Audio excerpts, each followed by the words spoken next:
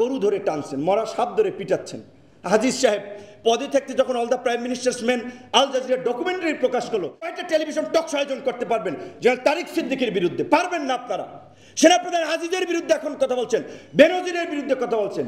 বেনজির 22 সালে রিটায়ার্ডের পর একজন আওয়ামী লীগের এমপি বলছে, আমি এই 72, 73, 74-এর আলামত দেখতে পাচ্ছি। আইন শৃঙ্খলা পরিস্থিতি পুরো ভেঙে পড়েছে।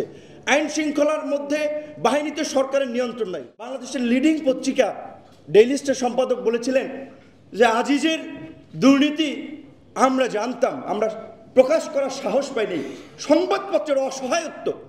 আহা, এত বড় পত্রিকা বলছে আমাদের সরকার 3 দশক পার করছেন, মানে মনে হচ্ছে কমফোর্টেবলি বলতেছেন তারা পার করছেন। এই অবস্থাটা দেশে কিভাবে তৈরি হলো?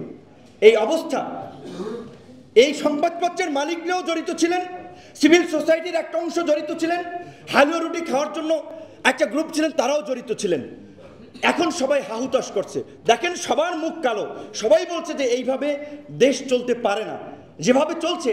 একজন আওয়ামী লীগের এমপি বলছে, আমি এই 72, 73, 74-এর আলামত দেখতে পাচ্ছি। আইন শৃঙ্খলা পরিস্থিতি পুরো ভেঙে পড়েছে। আইন শৃঙ্খলার মধ্যে বাহিনীতে সরকারের নিয়ন্ত্রণ নাই। গতকালকে বাংলা আউটলুকে প্রধানমন্ত্রীর বেসরকারি খাত বিষয়ক উপদেষ্টা সালমান এফ রহমান এবং প্রধানমন্ত্রীর নিরাপত্তা উপদেষ্টা জেনারেল তারিক সিদ্দিকী, তার বিরুদ্ধে কথা বলা দুষ্কর। কারণ ডিজিএফআই, এনএসআই সব তার আঙ্গুলি হেলনে উঠে আর বসে।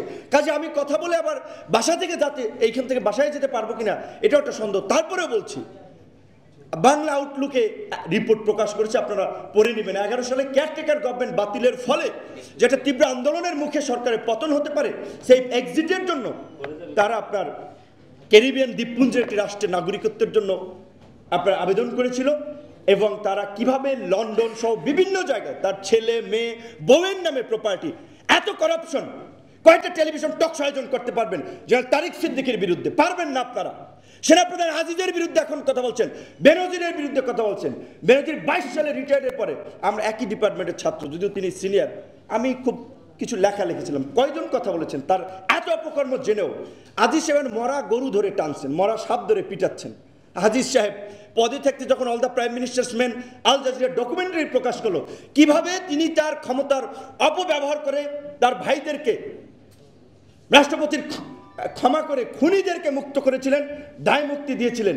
সে সময় কয়েকজন সেনাপ্রধানের পদত্যাগ চেয়েছিলেন যে এই ধরনের একটা ক্রিমিনাল পরিবারের সদস্য বাংলাদেশের সেনাবাহিনীর মতো গৌরব উজ্জ্বল প্রতিষ্ঠানের প্রধান হতে পারে না। কয়েকজন ভয়েস রেজ করেছেন।